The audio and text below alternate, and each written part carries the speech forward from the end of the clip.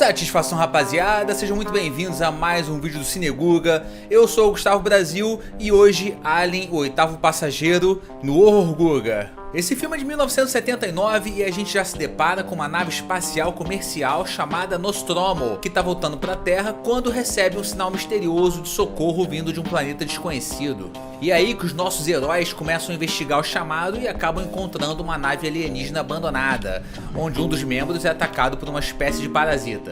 Depois eles voltam para a nave com o nosso amigo aí inconsciente, o John Hurt, né, que já era velho nessa época, só que a equipe não imagina que trouxeram com ele a bordo uma ameaça letal. Simplesmente, irmão, uma criatura alienígena hostil que cresce rapidamente e começa a caçar um por um pelos corredores escuros da nave. É o famoso bicho vindo. E é aí que a gente conhece a talentosa Ripley, uma das oficiais da Nostromo, que se torna a improvável heroína ao tentar sobreviver e combater ele, de novo, né, o bicho vindo. Aqui a gente tem um filme que mistura vários elementos de ficção científica com um terror claustrofóbico, o que marca um novo patamar pro gênero, com uma atmosfera tensa e um design inovador. Uma coisa que eu gosto logo de saída é que esse filme de cara já estabelece que não tem como você ganhar no soco, porque muitos filmes que a gente vê por aí, falta essa questão, né, das pessoas pelo menos tentar assim, né, dar um socão na cara do bicho pra ver o que acontece. Mas antes mesmo do cabeçudo aparecer, tem essa cena que o facehugger abraça o capacete do John Hurt e consegue entrar mesmo assim. O que já sugere que eles estão lidando com uma ameaça imbatível antes mesmo dessa ameaça aparecer. Ou pelo menos aparecer em sua forma perfeita, né? Tipo Cell. Vai enfiar no cu! Mas é aí que tá. Tudo bem se você considera que esse filme é de sci-fi, não de terror. Mas a verdade, cara, é que ele mistura muito bem esses dois gêneros. Tanto pela construção da atmosfera, quanto pelo uso muito inteligente do desconhecido. E o melhor é que esse filme é um puta do terror psicológico. Até quando o bicho vem, né, quando o bicho aparece, ele até parte pra um slasher, né, uma espécie de slasher.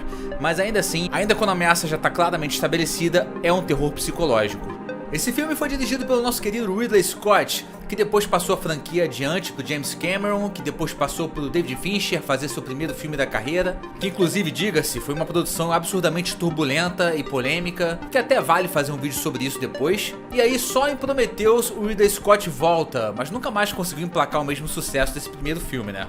E a base do terror desse primeiro Alien é justamente ele, o medo do desconhecido. E isso já é bem estabelecido já pelo cenário de fundo, que é o espaço sideral, profundo e vasto, com territórios inexplorados. E tem o fato também de que a própria missão da Nostromo é comercial e não uma coisa militar ou científica. Pelo menos que a gente não sabia, né?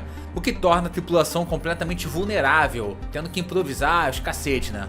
Então o filme faz essa brincadeira, né, que tanto a gente que tá assistindo quanto os personagens estão constantemente em desvantagem, sem saber o que esperar.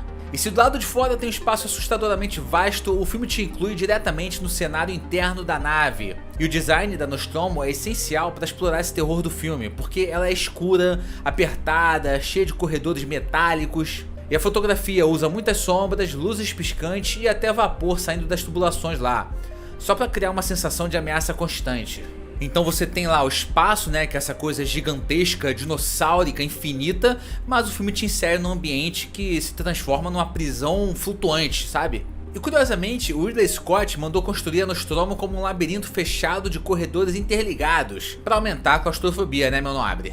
Os atores tinham que se locomover pelos sets reais, o que aumentava muito a sensação de confinamento, tanto que muitas vezes a própria equipe de filmagem tinha que se rastejar ou então se espremer para conseguir capturar as cenas. Eram cenários tão opressores com efeitos práticos que às vezes os próprios atores se sentiam desconfortáveis. Inclusive a cena que define o uso de efeito prático se passa em um ambiente mais amplo e mais claro, tanto pela iluminação da cena quanto pela própria cor branca do cenário. É muito comum nos filmes, depois que acontece uma coisa ruim ou intensa, ele tem essa proposta, né? Ele parte para uma cena clara, que tá tudo bem, com ambiente agradável. Então é proposital que essa cena seja ambientada dessa forma. O Ridley Scott quer te confortar para depois te pegar de novo. O início dela já diz uma coisa muito interessante sem você perceber. Então tô deixando aí esse frame pausado justamente para te mostrar que o próprio enquadramento te obriga a prestar atenção em quem? No personagem do John Hurt, que tá com certo destaque mesmo tendo uma galera em cena, mas vê que o rosto dele aí tá clarão, né? O plano inicial é filmado de forma lenta, quase não tem cortes, isso também contribui para essa sensação de paz e tranquilidade. E agora tem uma coisa que o Ridley Scott faz com o personagem do Ian Holm que a gente tem que lembrar antes, que ninguém sabe ainda que ele é um robozão. Nem a gente, nem os personagens sabem. O primeiro corte seco que é dado nessa cena é diretamente no personagem aí do Bilbo Bolseiro, que mais tarde a gente descobre que ele tá nessa nave justamente para capturar essa espécie alienígena e levar pra Terra, que ele é um robozão. Mas eu acho muito legal como o Ridley Scott foca no rosto dele e tem esse detalhe rápido dele virar o olhar pro John Hurt. E olha como a câmera vai se aproximando lentamente aí do Olivaras. Isso é uma forma criativa de inserir a gente no ponto de vista do Bilbo. A gente se transforma nos olhos dele nessa cena, observando aí o nosso querido Olivaras. E aí depois tem a cena clássica do Olivaras se debatendo todo, engasgando. Já dá pra notar que os cortes ficam mais rápidos, assim como uma movimentação caótica de câmera, né? Até chegar no momento em que o alien arromba o peito do John Hurt e pega geral de surpresa. Isso porque nenhum dos atores ainda tinha visto o design do bicho. Pegou geral de surpresa realmente, justamente para ter essa verossimilhança na cena das reações. Mas tem mais um detalhe nessa cena que eu acho que vale prestar atenção e é de novo sobre o personagem do Bilbo. Lembrando que eu falei que depois é revelado que o Bilbo era um androide, né? Enquanto todo mundo achava que ele era humano, nem a gente sabia disso também. E essa falta de reação dele nessa cena pode dizer duas coisas.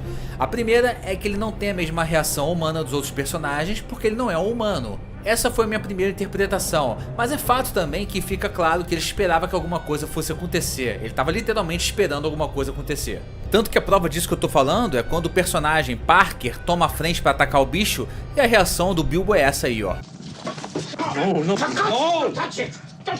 Eu gosto muito da atuação do saudoso Ian Holm nesse filme.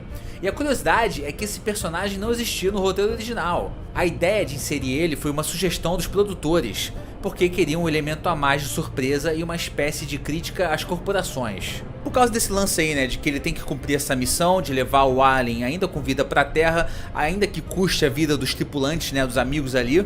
Mas o Bilbo não é o único vilão do filme, claro, o Xenomorfo tem um dos designs mais impressionantes e assustadores que eu já vi na vida. É um ser que causa repulsa e medo instintivo. O Xenomorfo foi interpretado por um artista gráfico nigeriano de 2,18 metros de altura, irmão, que foi descoberto por acaso em um bar em Londres. Ele usou um traje feito sob medida e se movimentava lentamente para reforçar o suspense. E esse é um daqueles filmes que a gente acha que tá tudo bem e já acabou, mas o bicho conseguiu dar um jeito de entrar lá na outra nave com a Ripley. E tem uma coisa muito boa nessa cena aí também. Quando ela repara que o bicho tá ali tranquilinho na dele, ela começa a agir sem tirar os olhos dele, né? O que muito me lembra quando eu vejo uma barata aqui em casa e eu vou pegar o SBP ou então o chinelo, mas não posso tirar os olhos dela pra depois não perder de vista, né? Igualzinho. E sim, esse filme tem vários marcos importantes. Primeiro que ele lançou a nossa querida Sigourney Weaver como ícone do cinema, uma personagem feminina realmente forte, autêntica, de verdade, que tem um arco realista e consegue representar sem a menor forçação de barra. O filme também ganhou o Oscar de melhores efeitos visuais em 1980, muito merecido, diga-se, e inspirou uma franquia gigante de filmes, quadrinhos e até jogos. Se você já jogou o jogo do Alien, você sabe o que é cagaço. E cara, esse filme não se limita a ser só um filme de monstro. Ele é basicamente um estudo sobre medo, isolamento e sobrevivência. Um terror que não grita, mas sussurra e deixa você com o coração na garganta. O terror nesse filme funciona tão bem justamente porque ele é sensorial e psicológico. Ele dá medo pelo que a gente vê, pelo que a gente imagina e pelo que tá fora do nosso controle. É papo de medo primal, sabe? Tudo isso embalado em uma narrativa sci-fi madura e visualmente marcante. E esse foi mais um Horror Guga aqui no canal Cineguga. Se gostou do vídeo, deixa o seu like, se inscreve no canal também e partiu!